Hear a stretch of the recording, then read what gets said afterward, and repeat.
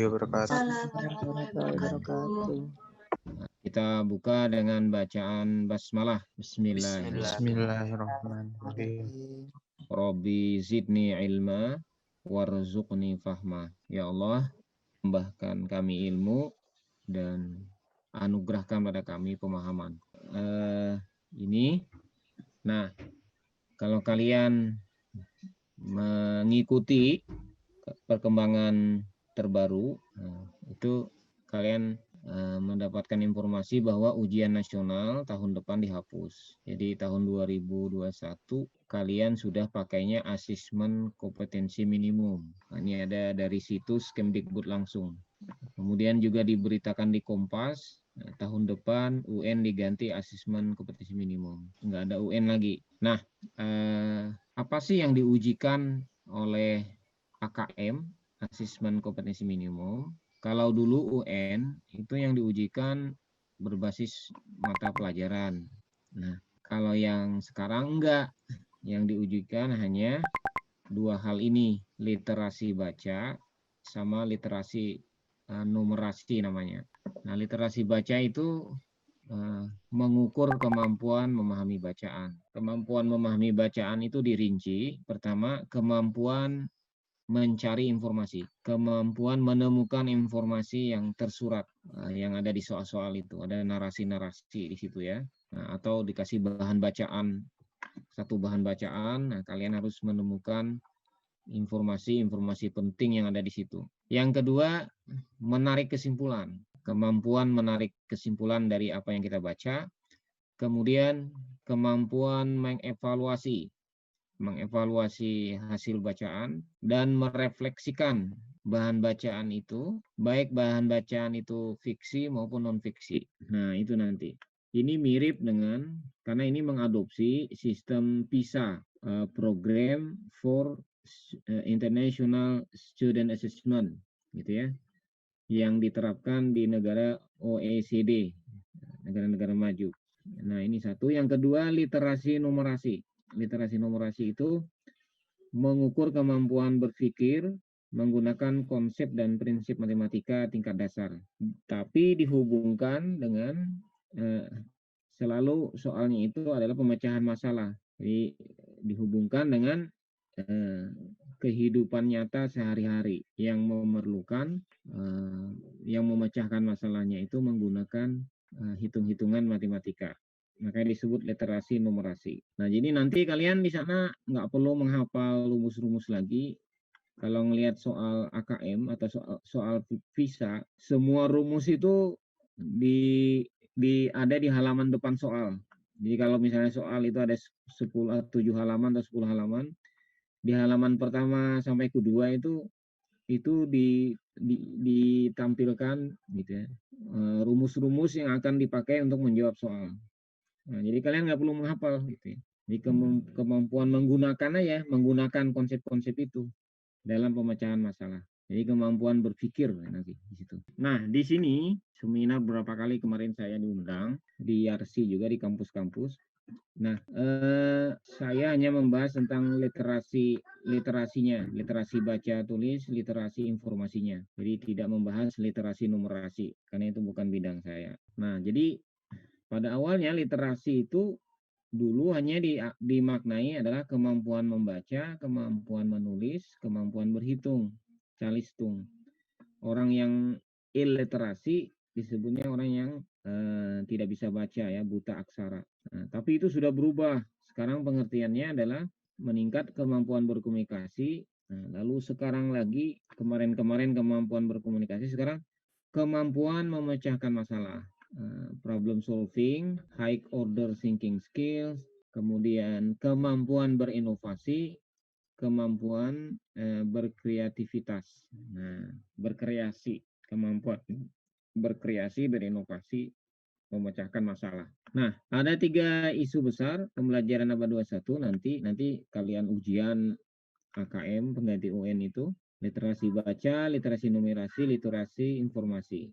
Literasi informasi, kemampuan mencari informasi, ini nanti ada strategi mencari informasi, kemampuan mengevaluasi, memilah, menyeleksi, mengekstrak informasi, kemudian setelah itu kemampuan menggunakan informasi dalam karya-karya kita atau dalam berbagai kepentingan dalam pemecahan masalah secara efektif, efisien, dan beretika. Beretika itu nanti bicaranya tidak plagiat, harus dikutip, ada aturan pengutipan, ada daftar pustaka, dan seterusnya.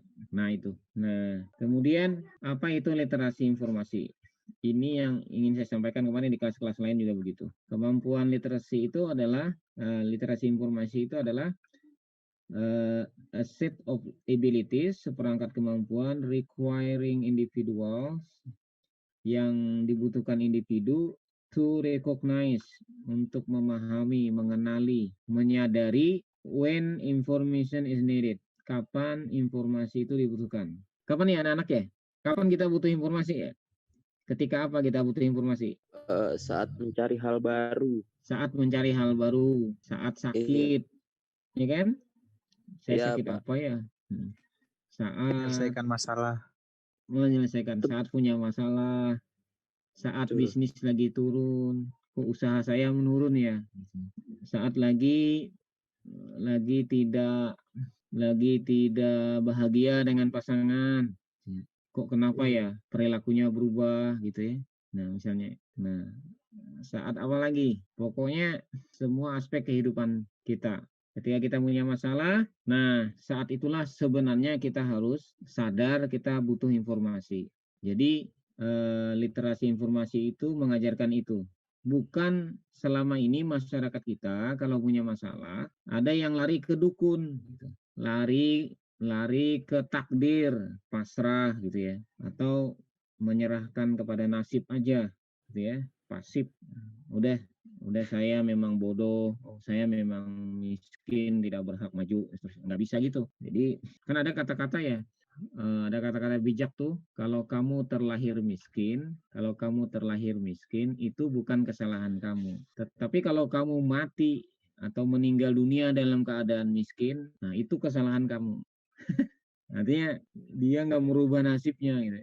Innallaha la yughayyiru ma biqaumin hatta yughayyiru ma bi anfusihim. Nah itu, literasi informasi mengajarkan kita kalau punya masalah cari data, cari informasi, cari referensi, cari pengetahuan. Itu dulu kesadaran itu. Nah yang kedua, kemampuan mencarinya, and have the ability to locate. Locate itu menemukan, mencari, locating. Evaluate, menyeleksi, memilah, menilai, mengevaluasi, and use, menggunakan the needed information effectively. Nah, informasi yang kita butuhkan secara efektif, sehingga masalah apapun bisa kita pecahkan. Karena kita itu hidup hanya mengulangi orang-orang dulu, ya. Pasti sudah pernah ada masalah itu yang menimpa manusia lain dan sudah dibukukan atau diteliti, dijurnalkan dalam, atau sudah ada di dalam bentuk naskah-naskah. Oke, ini 4 hal yang menjadi substansi ya, menjadi pokok dalam program literasi informasi yang seharusnya diajarkan di sekolah, apalagi lebih-lebih nanti untuk ujian AKM itu. Tadi menumbuhkan kesadaran bahwa setiap orang membutuhkan informasi. Kedua, mampu mencari informasi, mampu mencari atau menemukan informasi.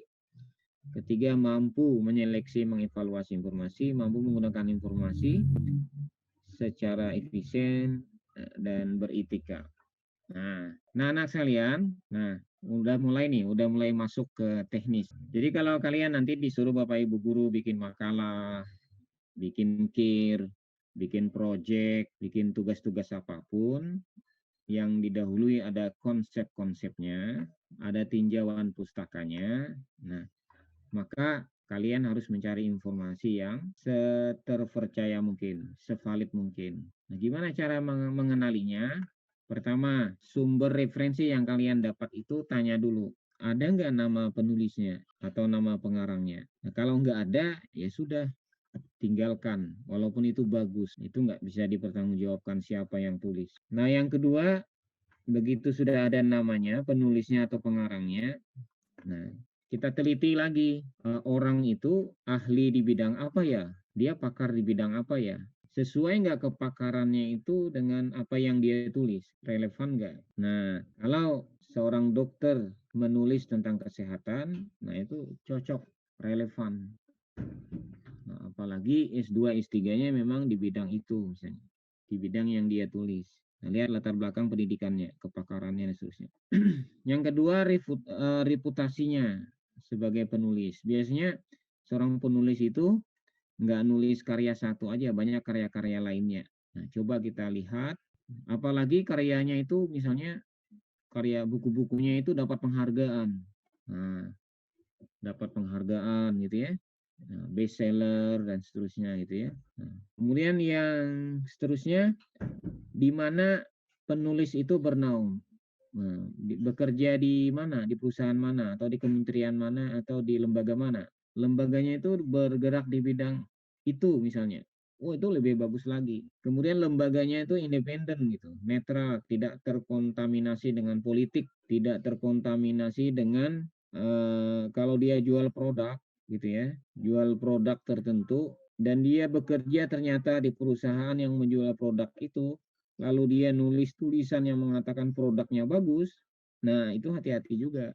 Gitu ya. Itu ada vested interest namanya, ada kepentingan tertentu. Nah, seperti itu kita melihat. Kemudian kelembagaan penerbitan.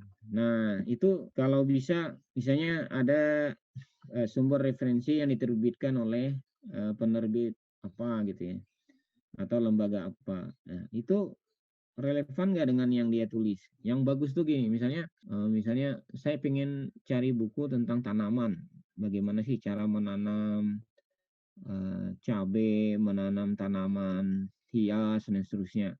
Lalu ada buku yang diterbitkan oleh penerbit Trubus. Nah, penerbit Trubus. Lalu saya cek websitenya. Nah, di websitenya itu ada home, home. Nah, di home itu diklik nanti ada itu about us, tentang kami, gitu ya. Nah, tentang kami atau bahasa Inggrisnya kadang about us. Nah, itu klik baca deh. Itu biasanya menjelaskan tentang siapa lembaga itu. Visi misinya apa, programnya apa gitu ya. Tujuannya apa gitu. Nah, itu cek di situ. Makin relevan makin bagus. Kemudian cek reputasi lembaga itu. Selama ini memang kiprahnya di bidang tanaman ya. Dari dulu ya, dari tahun 80-an, 90-an dia memang spesialisasi di bidang itu misalnya. Terubus itu spesialisasi bidang tanaman misalnya. Nah, itu menambah keyakinan kita. Itu contoh. Kalau artikel, jurnal juga lihat. Jurnalnya nih terbitan mana, lembaga mana. Oh, reputasi lembaganya gimana? Oh, dari UI, dari UGM, dari itu misalnya. Nah, kemudian nama domain, website dan nama domain. Kalau .go.id itu punya pemerintah, itu biasanya valid, bagus. Peraturan macam-macam. ORG juga dari organisasi profesi, biasanya dari IDI, Ikatan Dokter Indonesia, misalnya Ikatan Pengacara Indonesia, misalnya Advokat Indonesia, misalnya kalau masalah-masalah hukum, misalnya gitu ya. Atau dari lembaga profesi-profesi lain, guru gitu ya, Ikatan Guru Indonesia, kemudian apalagi itu banyak pokoknya asosiasi pustakawan gitu. Kalau ngomongnya pustakawan dikeluarkan oleh asosiasi pustakawan, insya Allah valid. Kemudian sekolah, kampus gitu ya. Lihat. Yang kedua, lihat websitenya. Websitenya itu terawat apa enggak sih, diupdate apa enggak gitu. Terus kalau websitenya tuh tertata dengan baik, kontennya selalu update gitu ya, link ke medsos rapi, bagus. Nah, insya Allah sumber informasi yang dari website itu juga insya Allah valid gitu ya. Itu salah satu cirinya. Karena dia menjaga nama baiknya gitu. Sudah dirawat baik-baik websitenya, masa isinya misalnya ada hoaxnya gitu ya. Nah, nggak mau mereka. Nah, seperti itu. Kemudian jenis file itu penting juga. PDF itu biasanya yang paling tinggi kedudukannya. Kalau ingin cari informasi valid itu biasanya ditulis dalam bentuk file PDF. Artikel jurnal, hasil penelitian, e-book, ensiklopedia macam-macam itu biasanya dalam filenya PDF. Itu ciri yang salah satu ciri validitas, atau bentuknya gambar. Kemudian bahasa yang digunakan sesuai kaidah bahasa Indonesia yang baik dan benar. Kalau bahasanya bahasa gaul, bahasanya nggak karu-karuan, itu ada kemungkinan juga informasinya tidak cocok untuk karya-karya ilmiah atau untuk pembelajaran ya. Kemudian terdapat tanggal dan tahun tulisan. Nah, ini penting banget. Jadi setiap sumber referensi yang kita dapat itu cek itu publikasi tahun berapa ya. Kalau perlu ada tanggal dan bulannya. Nah, itu penting. Terus di kota mana aja penerbitnya. Nah, dari mana itu penting ya. Banyak hoax yang beredar itu seakan-akan itu kejadian baru gitu, sesuai konteks peristiwa yang lagi hangat. Begitu dicek ternyata oh itu video 5 tahun lalu, 10 tahun lalu gitu loh. Jadi akhirnya salah persepsi gitu ya. Oke, lanjut. Ini saya lanjut aja. Nah, memperoleh informasi, ini ada kata-kata Michel Kapoor, kata-kata bijak dia. Memperoleh informasi dari internet sekarang ini itu seperti kita mengambil satu gelas air, satu minuman dari hidran air yang biasanya untuk pemadam kebakaran. Jadi muncrat gitu ya, saking banyaknya informasi sekarang. Kita ketik aja satu kata kunci di Google itu, maka keluarnya banyak banget gitu ya. Maka kita sekarang berada di era information overload gitu ya. Kita berada di era informasi yang overload, yang kebanjiran lah kita. Banjir informasi. Nah, setiap hari banyak sekali hoax yang beredar di tempat kita, di medsos-medsos, di internet, di mana-mana, di WhatsApp, di IG, di mana-mana, nah, di Twitter macam-macam.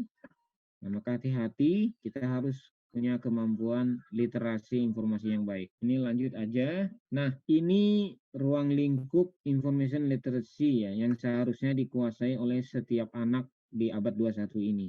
Nah, seperti kalian ya. Jadi ada media literacy, nanti bicara tentang visual, itu bentuknya video-video, tontonan, YouTube khususnya. Ini computer literacy, kemampuan Anda harus menguasai Microsoft Office, misalnya PowerPoint, macam-macam. Kalau lebih tinggi AutoCAD, macam-macam lah, untuk supaya kalian bisa bekerja terampil menggunakan komputer untuk berbagai keperluan untuk profesi Anda nanti. Kemudian visual literacy juga begitu. Di video itu sangat mungkin ada manipulasi-manipulasi, kita harus paham juga supaya kita tidak termakan oleh hoax melalui video-video yang diedit-edit, dipotong-potong gitu ya. Kemudian ada research and library skills. Ini searching, Anda harus punya kemampuan searching dan browsing. Nah, nanti ini yang mau saya praktikkan nanti di bawah.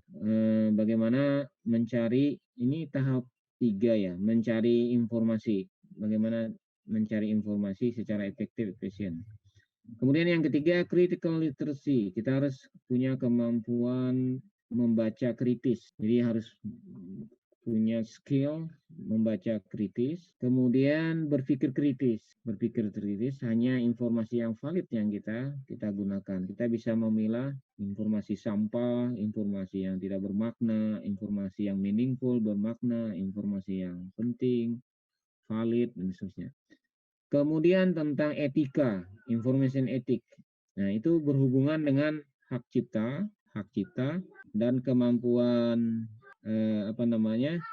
keamanan diri, keamanan data, dan privacy data. Nah, keamanan data, misalnya information literacy juga mengajarkan kita jangan mudah kita mengupload data-data diri gitu ya, apalagi menyangkut data-data keuangan gitu ya, hati-hati banget gitu.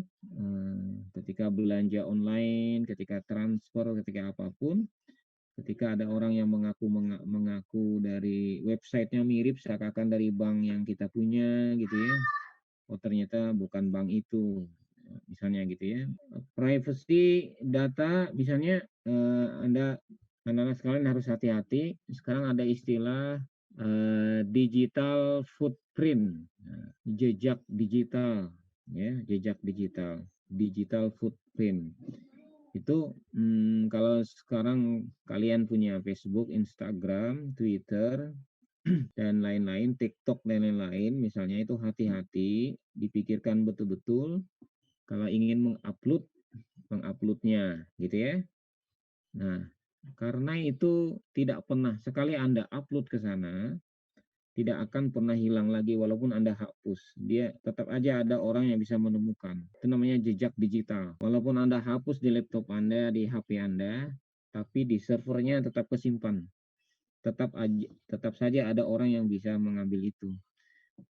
Nah, oleh karena itu hati-hati kita bersikap. Suatu saat nanti kalau Anda menjadi orang besar, menjadi pejabat, jadi pimpinan, jadi apapun, nah, jejak digital Anda itu nanti dengan mudah orang menemukannya. Nah, tinggal search aja gitu ya. Tinggal browsing saja, keluarlah apa yang kita lakukan dulu. Apa yang pernah kita statement kita, pernyataan kita dulu. Nah, oleh karena itu hati-hati. Nah, ini model literasi informasi saya perkenalkan saja. Nah, saya langsung ke sini. Ini cuma intinya. Tadi pengantar-pengantar. Nah, ini intinya mau saya sampaikan ke anak-anak. Halo, masih dengerin saya? Masih, Pak. Masih, Pak. Ya? Masih, Pak. Alhamdulillah. Masih, Pak. Oke. Masih, Pak. Saya takutnya ngomong sendiri gitu. Saya nggak Yang kelihatan. mendengarkan kok, Pak. Iya. Alhamdulillah. Ini kalau putus, nanti saya kasih link baru lagi ya. Iya, Pak. Kasih link tambahan lagi. Nah, siap. Nanti lihat di WAG kita. Oke. Nah, ini ada top 10 10 ranking teratas mesin pencari yang ada di dunia tahun 2020 nih. Yang pertama memang Google, kita sudah akrab dengan Google. Kedua Bing, ketiga Baidu, keempat Ask.com, kemudian Yahoo, DuckDuckGo, AOL, Yandex, Ecosia, dan archive.org. Ini Google. Kalian udah biasa pakai Google. Nah, biasanya ini saya kasih contoh ya. Misalnya kita ingin mencari artikel atau dokumen sumber referensi tentang dampak pemanasan global. Biasanya kita ketik begini ya, dampak pemanasan global. Nah, maka keluarlah hasil 1.360.000. Nah, ini tampil di ranking begini. Kalau kita klik-klik terus banyak banget. Kemudian saya pakai teknik, saya gunakan frase 2 tanda kutip di kiri dan di kanan, dipagari. Jadi dampak pemanasan global itu saya pagari dengan tanda kutip itu, tanda kutip 2 itu, frase itu. Nah, maka hasilnya hanya 109.000 saja. Nah, tadi 1.360.000, berkurang berapa tuh? 1.200.000 sekian lah, gitu ya. Saya sudah membuang 1 juta lebih, 1.100.000 lebih. Apa bedanya ini sama dengan yang ini? Pakai tanda kutip sama yang tidak pakai tanda kutip. Apa bedanya? Ada yang tahu? Lebih Halo? spesifik, Pak. Spesifik ya. Yang mana spesifiknya? Yang pakai tanda kutip. Apanya tuh spesifiknya? Yang dicari. Yang dicari ya. Jadi gini nih. Kalau kita tulis, kita tidak pagari dengan tanda kutip, coba Anda lihat di sini. Nah, ini ada kata-kata dampak-dampak, diselingi oleh kata-kata lain, baru ada pemanasan global. Apalagi ke bawah-bawah ya. Nah, ini ada kemungkinan begini. Jadi ini kenapa 1 juta lebih? Karena kalau kita nulisnya begini, semua dokumen yang ada dampak dia keluar. Ada dokumen yang ada kata pemanasan keluar, ada dokumen yang ada kata global dia keluar. Walaupun diselingi oleh kata-kata lain. Nah, tapi kalau kita bikinnya seperti ini, kita pagari begini, hanya yang persis dempet seperti ini yang keluar. Nah, coba kita lihat. Nah, dampak pemanasan global. Dampak pemanasan global. Nah, jadi fungsi tanda kutip 2 itu dia memagari agar kata-kata yang lain tidak masuk di sela-selanya. Paham ya? Paham? Paham, Pak. Kalau kalian ketik 5 kata pun, misalnya dampak pemanasan global di Indonesia misalnya, nah dia akan persis keluar seperti itu.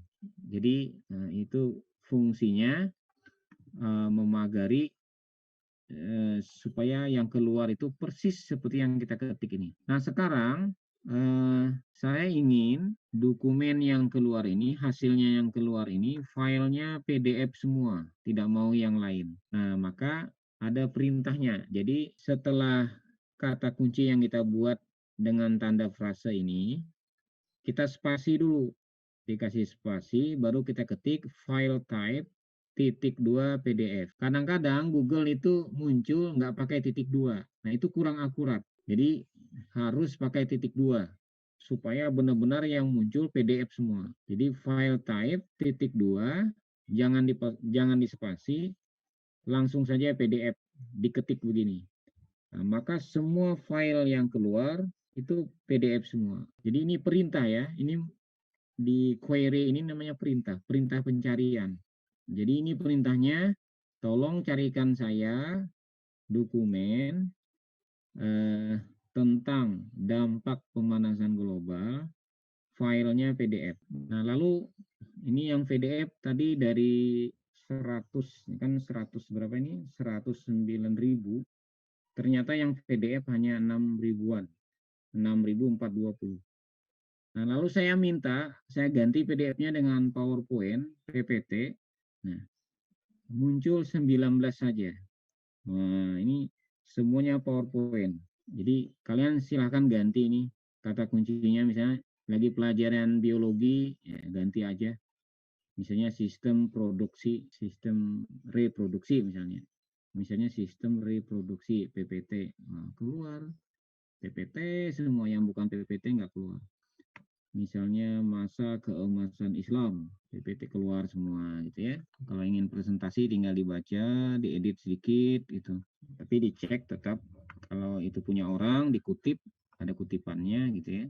Nah, jadi ada etika, tetap ada etika penggunaannya biar tidak plagiat. Nah, kalau ingin doc bentuknya Word ada 117 nih, banyak. Ini bisa diedit. Jadi Microsoft Word dapat, diganti aja doc. Nah, kemudian bisa kita lagi tambah perintah. Perintahnya site. Site -2. Site -2. Ini artinya saya ingin mencarinya di situs ini aja, di website ini saja. Nah, ac.id itu kan kampus ya. Kadang kan diganti edu ya, edu.id. Maka semuanya dari kampus nih, OMS. Yang bukan ACID, yang situsnya bukan ACID nggak akan muncul. Ada 3.000. Nah, saya ganti situsnya .go.id dari pemerintah. Biasanya informasi yang valid itu dari pemerintah gitu ya, diantaranya. Filenya sudah PDF, kemudian dari pemerintah gitu ya. Nah, maka muncul nih dari jurnal 8, lembaga apa 8 itu, lembaga antariksa ya, kemudian BPPT, dari BPPT gitu ya. Nah, -2 Republika. Nah, maka coba lihat semuanya dari Republika. Nah, yang bukan Republika tidak muncul.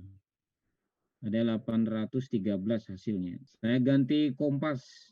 Nah, site -2 kompas.com. Maka yang keluar, yang muncul hasilnya hanya dari Kompas. Kompas semua. Nah, misalnya Anda ingin cari wirid, wirid ba'da sholat. Nah, misalnya situsnya dari NU aja. Nah, misalnya site -2 NU apa? NU itu apa? nu.com. Cari aja nanti nu.org misalnya. Misalnya gitu, atau pokoknya ini Anda bebas milih. Saya sukanya situs itu. Saya percayanya dengan situs itu misalnya. Nah, jadi pakai perintah site -2.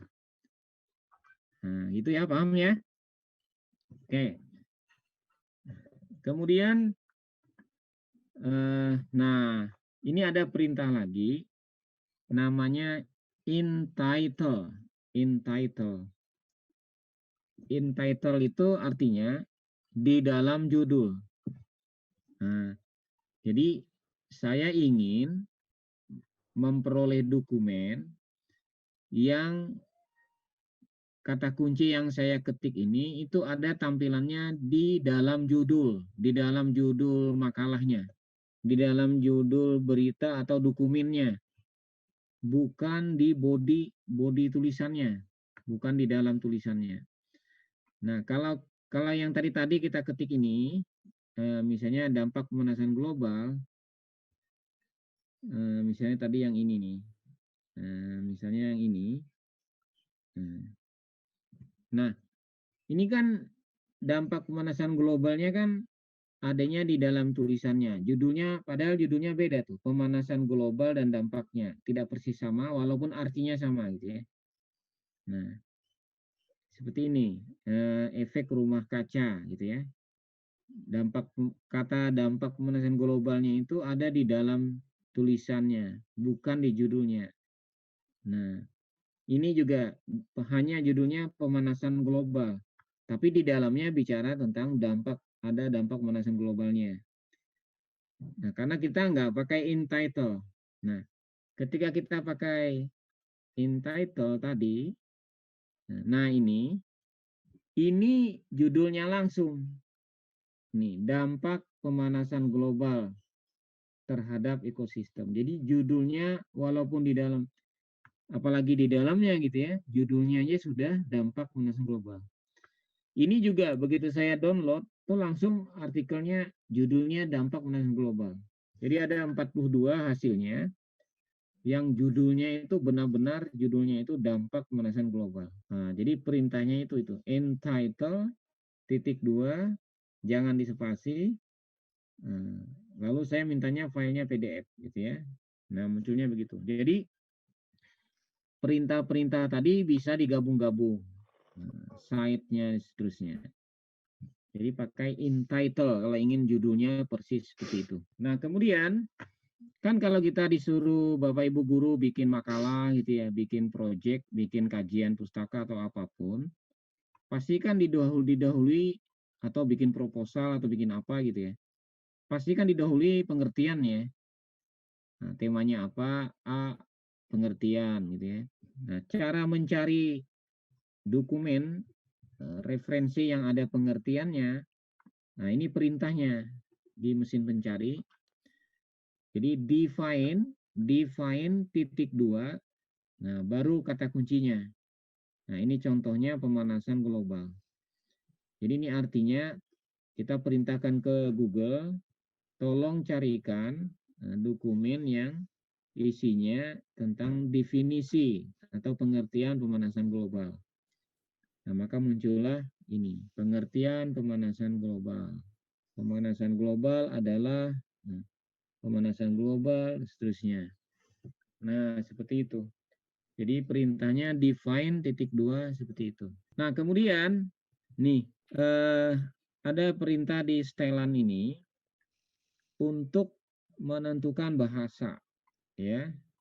Nah, kalau kalian klik bahasa, kalian bisa pilih dokumennya itu bahasa Indonesia saja atau bahasa Inggris saja dan seterusnya. Nah, ini saya klik penelusuran lanjutan misalnya, saya klik. Nah, kita bisa setting di sini di penelusuran lanjutan ini kapan artikel atau sumber referensi yang akan kita dapat itu diupload orang gitu ya. Artinya ini fasilitas untuk kita bisa memilih, saya ingin dokumennya itu yang terbaru itu, yang masih fresh. Misalnya kita pilih 24 jam terakhir. Nah, itu bisa kita setting di sini. 1 minggu terakhir, 1 bulan terakhir, 1 tahun terakhir, atau kapan saja. Nah, kalau defaultnya, kalau kita nggak setting di sini, maka yang di depan di pencarian Google itu dia kapan saja. Nah, tidak dibatasi. Iya, iya. Siapa tuh? Siapa itu? Oh, ini kali Pak. Dipanggil orang tua kayaknya. Iya, ada yang manggil. Oke. Iya. Nah, jadi bisa setting di sini ya. Kan kadang Bapak Ibu guru tuh, atau nanti kalian kuliah tuh selalu tugas kan ya dari dosen. Tiap mata kuliah itu banyak banget tugasnya gitu ya. Nah, itu biasanya dosen mintanya dokumennya yang terbaru ya, referensinya yang terbaru ya, jangan yang lama gitu, artikelnya yang terbaru gitu, hasil penelitiannya yang terbaru gitu. Nah, ini bisa setting di sini. Nah, itu kemarin tanggal 5 September nih saya bikin presentasi ini. Nah, itu saya cari yang 24 jam terakhir tentang dampak pemanasan global, muncul berita-berita begini. Nanam bibit, tujuannya untuk mengurangi dampak pemanasan global gitu ya. Kalau baca beritanya. Jadi seperti itu. Nah, atau kalau mau gampang klik di sini nih, yang klik alat di browser Google itu. Di alat ini muncul ini bahasanya apa aja, tinggal pilih dari segi waktu kapan gitu ya, semua hasil atau gimana gitu ya. Nah, itu. Diklik lagi dia balik lagi. Nah, jadi seperti itu. Nah, ini contoh lagi misalnya kita ingin mencari beasiswa pendidikan. Kalau nggak pakai tanda kutip, hasilnya banyak banget, 20 juta. Kalau pakai tanda kutip, hanya 749. Nah, lalu 749 ini kan bercampur nih antara beasiswa pendidikan ke luar negeri dan di dalam negeri. Nah, padahal saya hanya ingin memperoleh informasi beasiswa pendidikan yang dalam negeri saja, tidak mau yang luar negeri. Nah, gimana caranya? Nah, kalian kasih perintah tanda minus. Nah, seperti biasa di spasi dulu ya. Nah, dari kata kuncinya itu di spasi. Nah, ini beasiswa pendidikan min luar negeri. Nah, itu artinya saya mencari informasi tentang beasiswa pendidikan di dalam negeri. Nah, tidak mau yang luar negeri.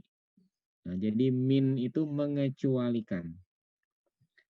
Yang tadi ada 749.000. Nah, ternyata yang dalam negeri itu hanya 80 ribuan. Nah, ini contoh lagi. Nah, kalau tadi tanda min mengecualikan, kalian bisa pakai tanda plus untuk menggabungkan. Nah, misalnya saya ada penelitian, saya ingin nulis gitu ya, penelitian bikin makalah tentang virus dan Ebola. Nah, tulis aja virus plus Ebola, maka keluarlah dalam setiap dokumen itu ada virus dan ada Ebolanya. Nah, jadi dalam satu dokumen itu selalu ada virus dan Ebolanya. Jadi dia menggabungkan itu.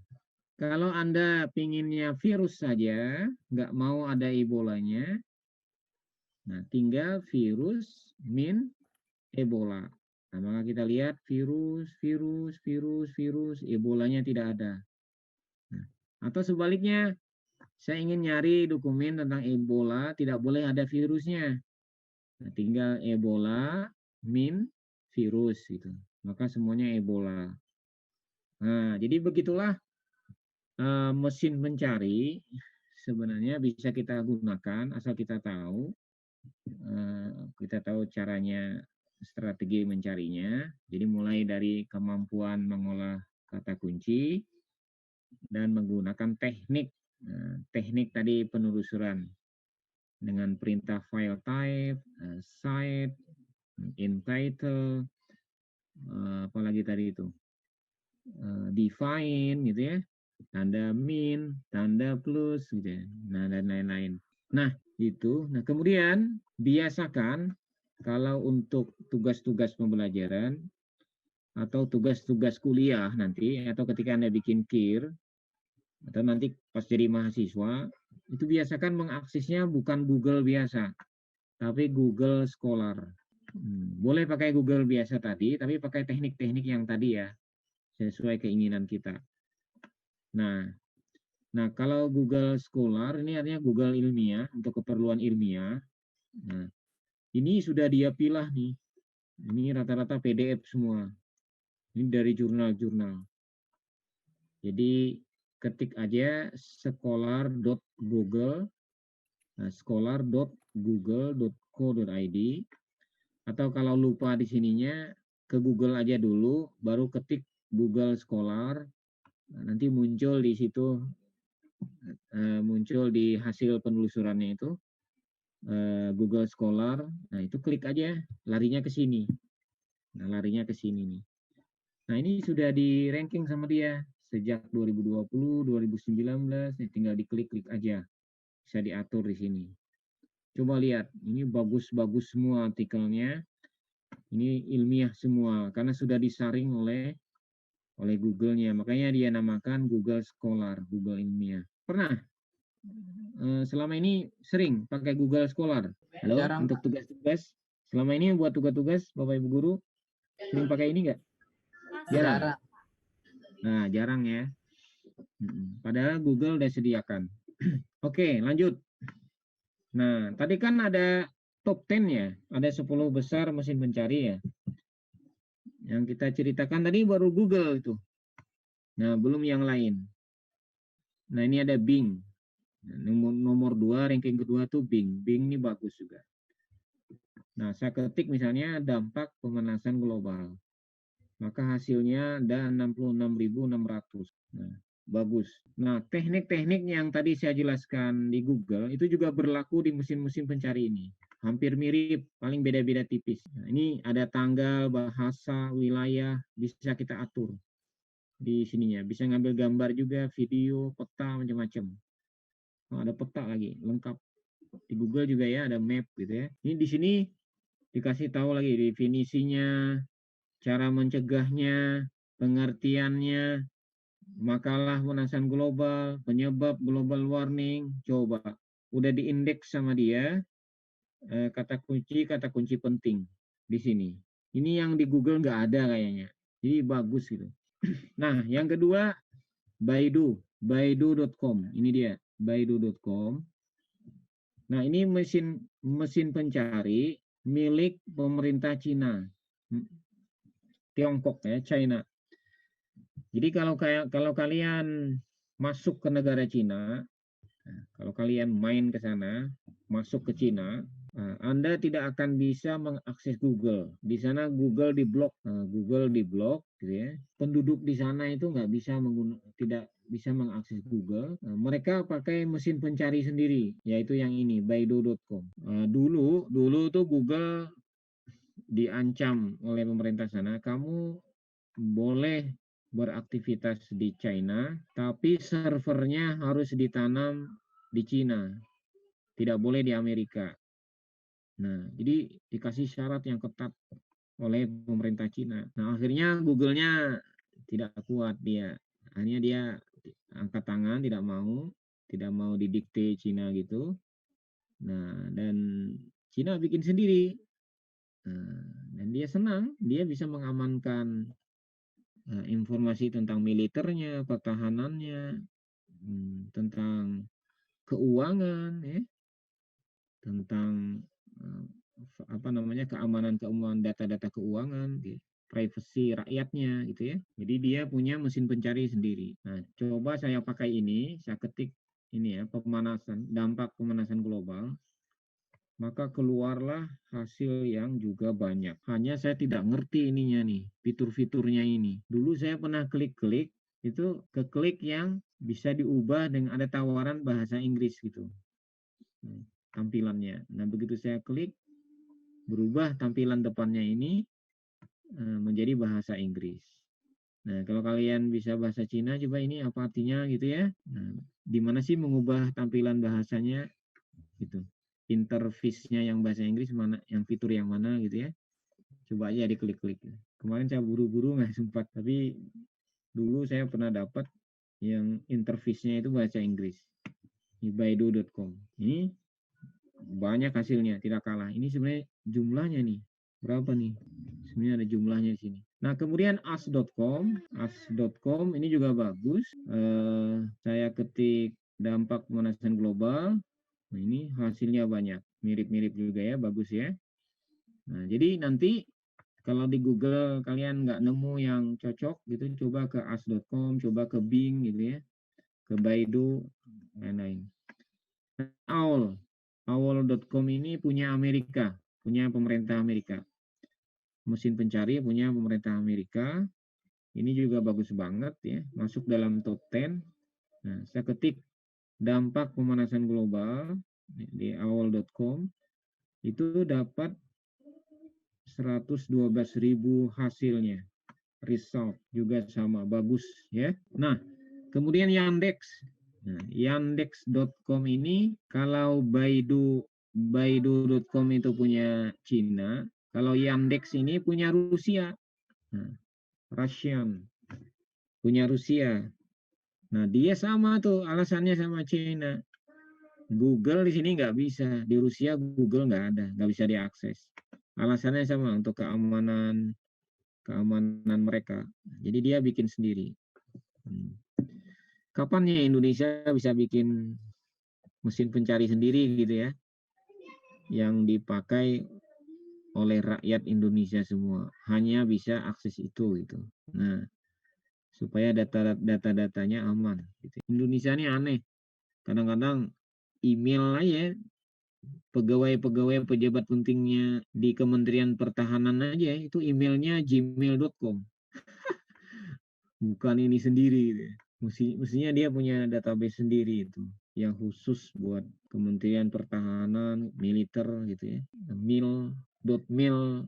mil.id gitu, militer Indonesia. Maksudnya dia punya sendiri, mestinya punya domain dan punya server database-nya sendiri gitu loh. Yang itu tingkat security-nya tinggi, nggak bisa datanya diakses oleh negara lain gitu mestinya. Nah, saya ketik dampak pemanasan global pakai mesin pencarinya Rusia ini, juga dapat banyak, bagus, sama ada image, video, berita dan seterusnya. 2 jutaan hasil ditemukan, 2 jutaan hasil ditemukan. Nah, ini mesin pencari yang saya sangat suka. Coba kalian nanti coba-coba deh. Kalian sini, ini matematika. Kalian bisa masukkan rumus, soal-soal matematik itu di sini, ikuti petunjuknya, dia akan kasih jawabannya. Mesin pencari ini mengaku dia compute expert level answer. Dia bisa menjawab dengan level ahli gitu ya, menghitung dengan ahli apa yang kita minta gitu. Menggunakan Wolfram breakthrough algoritma, menggunakan sistem algoritma. Jadi dia mengumpulkan data yang besar yang kita sebut dengan big data. Dia punya big data yang besar, connecting ke berbagai data menggunakan algoritma tertentu yang dia punya, dia bikin knowledge base berbasis pengetahuan dan berbasis artificial intelligence AI teknologi. Oh, ini keren banget ini. Ini kan ada fisika ya. Coba kalian buka, coba aja di sini. Banyak kemudahan nanti. Ada kimia, ada macam-macam di sini. Nah, saya secara umum saya coba. Saya ketik di sini. Saya minta dia menghitung. Berapakah jumlah kandungan kafein dalam 1 gelas kopi tadinya itu. In a cup of coffee gitu ya. Nah, berapa kandungan kafein dalam 1 gelas kopi gitu. Nah, dia jawab nih, rata-rata 152 mg. The highest, nah, yang tertinggi itu sampai 509 mg kandungan kafeinnya. Nih dalam 1 cup, dalam 1 gelas. The lowest, kandungan terendahnya itu 2,4 mg. Nah, ini jenis-jenis kopinya juga diberitahu, yang rata-rata, yang tinggi, yang rendah. Nah, saya iseng lagi, saya tanya mesin pencari ini, suruh dia hitung, dia cari berapakah jumlah populasi Indonesia, penduduk Indonesia berapa. Nah, dia jawab hasilnya ini, nah 260 juta orang. Kemudian dia kasih tahu tingkat kepadatan. Padahal kan saya cuma minta berapa jumlah populasi penduduk Indonesia ya, tapi dia jabarkan, dia hitung luas. Tingkat kepadatan penduduknya itu 146 orang per kilometer persegi. Jadi ranking ke-86 di dunia gitu ya. Ini yang estimasi 2017. Nah, pertumbuhan penduduknya 1,1% per tahun. Life expectancy, harapan hidup orang Indonesia itu sudah tinggi sekarang. 73,2 tahun. Kemudian rata-rata umurnya orang Indonesia ini kalau dirata-ratakan 28 tahun. Nah, makanya kita sekarang kan berada di era bonus demografi ya. Bonus demografi itu mayoritasnya penduduk Indonesia itu sekarang orang-orang yang produktif, anak-anak muda. Maka diharapkan mestinya kita maju gitu ya. Nah, tidak hanya itu, dirinci lagi sama dia kota-kota besar nih. Nah, Jakarta penduduknya 10 juta, sekian, Surabaya 3 juta, sekian, Bekasi 2 juta, sekian, Bandung 2, sekian, Jember sekian. Nah, padahal tadi saya cuma minta berapa jumlah populasi di Indonesia. Jadi ini saya suka banget nih website ini, mesin pencari ini, namanya wolframalpha.com. Silakan kalian coba-coba ini, otak-atik ini ada aljabarnya, ada elementary math-nya, ada macam-macam nih, ada grafik macam-macam, coba di sini ya, sering-sering coba. Oke, ini kalau sumbernya saya klik gitu ya, ini proyeksinya, skalanya gitu ya, ada sumber-sumbernya juga, referensinya dia kasih tahu, banyak sekali. Nah, oke, kemudian DuckDuckGo. Ini mesin pencari berikutnya namanya DuckDuckGo. Ini juga bagus. Ini awalnya itu banyak dipakai guru SD, guru TK gitu ya, karena koleksinya itu banyak buku-buku bergambar, majalah bergambar gitu ya buat anak-anak. Nah, tapi belakangan ini dia sudah menjadi mesin pencari seperti Google gitu. Dan kelebihannya dia menjamin data kita nih, data diri kita nih, kita yang browsing di sini, dia jamin tuh datanya tidak akan bocor kemana-mana. Itu ada klausulnya dia tambahan, tidak bocor kemana-mana gitu, lebih safety gitu ya. Ini ada settingan privacy ini di sini, bagus gitu. Nah, saya ketik dampak pemanasan global, ini juga hasilnya banyak ya. Bagus. Nah, kemudian ini ada namanya archive.org. Ini mesin pencari juga. Nah, ini isinya, ini perpustakaan non-profit. Isinya ada jutaan buku gratis, movie, film, software, musik, website, dan lain-lain. Nah, ini di sini nyarinya. Nah, ini juga top 10 ya, bagus. Nah, kemudian anak-anak sekalian, masih dengerin saya? Masih, Pak. Masih, Pak. Masih ya? Pak. Masih, Pak. Masih, Pak. Pak, masih. Belum bosan? Belum, Pak. Nambah excited nih, Pak. Seru, Berguna Pak. banget. Seru, Pak. Nah, perlu ya. Nah, sekarang tadi kan top 10 search engine-nya. Nah, sekarang ini top 10 meta search engine. Apa bedanya search engine sama meta search engine? Coba lihat ini, misalnya Clasty. Clasty ini meta search engine, dia meta search engine.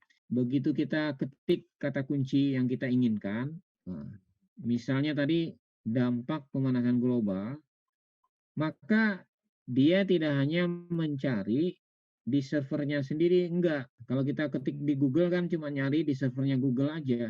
Nah, kalau meta search engine ini, misalnya Clasty, Docfile, ini semua ini, nah dia kasih tahu. Nah, dia punya macam-macam search engine. Jadi kalau kita ketiknya di clasty.com ini, maka misalnya dampak pemanasan global, maka dia cari ke as.com, ke gigablast, ke live.com, newyorktimes.com, Shopzilla, yahoo-news.com, Yahoo, macam-macam. Nah, Docfile ini, dia nyari di Google, nyari di Yahoo, nyari di as.com, di live.com gitu ya. Ini Xquick ini juga sama nih.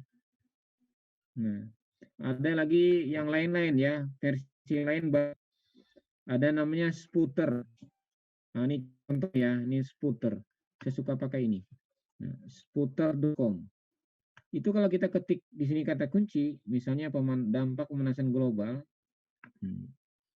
misalnya gitu, atau misalnya kita ketik apa, materi biologi, sistem reproduksi misalnya, atau apapun, kita ketik kata kunci di sini, dia nyari ke Yahoo, dia juga ngambil ke Bing, dia ngambil ke as.com, dia ngambil ke YouTube, dia ngambil, wah banyak ini. Nah ini link-linknya nih. Nah itu namanya meta search engine. Nah gitu ya, paham ya? Ada Sputter, Dogpile. Nah, seperti ini nih. Kalau kalian ketik itu dia ngambil menyeleksi dari macam-macam mesin pencari. Jadi good banget. Nah ini penyebab pemanasan global, definisi faktor. Nih dia kasih ini. Nah ini dari mana-mana ini dia ngambilnya. Kemudian YP ini juga yp.com, ini juga meta search engine. Saya ketik information literacy, literasi informasi. Nah ini banyak juga hasilnya, luar biasa, keren, bagus banget. Nah kemudian selesai sudah bicara tentang mesin pencari dan meta search engine, karena banyak banget itu, tinggal kalian cari-cari saja. Saya sudah buka kunci-kuncinya, saya sudah buka pengetahuan awalnya, tinggal kalian nanti banyak latihan dalam browsingnya, supaya kalian jadi orang yang literate informasi, punya skill, punya keterampilan mencari informasi yang efektif, canggih, ya, seperti tadi. Nah kemudian Perpustakaan Nasional itu punya koleksi elektronik yang banyak sekali. Itu dari berbagai jurnal elektronik yang ada di dunia. Kita mahasiswa, siswa, siapa saja nih orang Indonesia bisa mengaksesnya ke sini. Syaratnya hanya menjadi anggota. Nah, Anda klik ini http keanggotaan Perpusnas Wadi. Jadi setelah masuk ke e-resources perpusnas.go.id, nanti muncul tampilan begini. Karena Anda belum menjadi anggota, belum bisa masuk ke sini, nah, maka menjadi anggota dulu. Nah, klik ini, maka muncul formulir pendaftaran anggota ini. Masukkan KTP atau kalau belum punya nomor pelajar aja, masukkan apa aja sini. Kemudian password, nama lengkap, seterusnya isi, submit, nah, berhasil. Nah, nanti muncul begini. Selamat datang Muhammad Ihsanuddin. Nah, ini tandanya kita mendaftarnya udah sukses. Nah, selamat datang Ahmad Rondi, misalnya gitu. Nah, muncul di sini. Kalau sudah begitu, maka nih terbuka semua. Ini nama-nama jurnal yang luar biasa, bagus-bagus. Ini ada ProQuest, ada Sage, ada EBSCO. Nih. Ini yang bayar Perpustakaan Nasional. Ini harganya mahal. Ya, kita gratis kita. Nah, ini full text ya. Filenya PDF, bisa kita download di dalamnya. Nah, itu ngerti ya? E-resources ya. Nah, kemudian ada aplikasi, ini aplikasi namanya iPusnas. Nah, di dalamnya itu adalah e-book, juga gratis, ada sekitar 40.000 e-book, 40.000 buku ya, di sini. Nah, ini ada di Play Store, di HP Anda, nanti cari aja iPusnas, atau di Google, di Google Play, Google Play namanya. Di HP itu nyari, ini aplikasi. Ketik aja iPusnas, muncul lambangnya kayak gini, nanti muncul seperti ini. Nah, tinggal install. Anda install, nanti buka, kalau udah berhasil, nah muncul seperti ini. Nah, ini bukunya banyak banget. Nah, sistemnya minjam di sini. Jadi pilih bukunya apa. Nah, ini di sini dikasih tahu, oh ini masih ada 16 kopi. Nah, besar filenya sekian. Kita pinjam. Nah, kita bisa baca di HP kita. Nanti dia hilang sendiri. Masa minjamnya kalau nggak salah 5 hari ya. Per 5 hari kalau nggak salah. Setelah kita baca itu hilang. Nah, nanti bisa pinjam lagi. Diulang lagi, pinjam lagi kalau belum selesai bacanya. Ya. Jadi bisa ini ada yang versi Android, kebanyakan yang Android, ada yang versi Windows yang buat di laptop. Yang di laptop saya juga udah download. Tampil begini. Nah, ada lagi namanya Indonesia One Search. Sekarang jam berapa ya, anak-anak? Jam berapa sekarang? Jam 11.40, Pak. Udah mau Jumatan ya? Iya, Pak. Ya, ini saya cepat aja. Ini perpustakaan digital, koleksinya ada 13 juta lebih, gabungan seluruh perpustakaan yang ada di Indonesia. Perpustakaan umum, perpustakaan perguruan tinggi, perpustakaan sekolah, perpustakaan macam-macam di sini. Nah, ada yang full text, ada juga yang wujud abstrak saja. Jadi kalau Anda kesulitan mencari suatu buku, cari aja di sini. Mudah-mudahan ada e-booknya. Nah, kalau misalnya e-booknya nggak ada full text-nya, dia cuma ngasih tahu ini ada di perpustakaan sini. Nah, nanti tinggal email ke perpustakaan itu. Nah, sudah ada kesepakatan. Nah, bisa nggak minjam gitu ya? Nanti dikirim pakai Tiki atau JNI ke rumah kita kalau bentuknya buku tercetak. Gitu. Saking pengennya kalian buku itu misalnya daripada beli mahal-mahal, minta dikirimi, nanti kirim balik. Tapi syukur-syukur sudah ada full text-nya, ada PDF e-book-nya gitu ya. Nah, di sini. Jadi ini konsorsium gabungan kita-kita pustakawan di Indonesia ini bikin ini gitu. Bikin namanya Indonesia One Search ini. Nah, hanya jadi kita bikin. Nah, ini luar biasa ya. Tuh, buku aja ada 4 jutaan. Nah, ini ya buku, ini formatnya. Tesis, ada jurnal, ada peer review macam-macam sini. Nih, berapa perpustakaan bergabung? Sudah 2.466 perpustakaan bergabung. Repositori itu punya perguruan tinggi. Gudang koleksi. Institusi ada 1.871. Ini mitra ya, bikin rame-rame bersama. Nah, saya kira itu waktunya udah habis nih. Ini teknik membaca cepat, membaca efektif. Nanti kapan-kapan deh.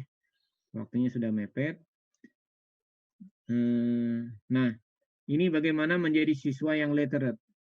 Misalnya Anda dapat kiriman postingan apa gitu ya.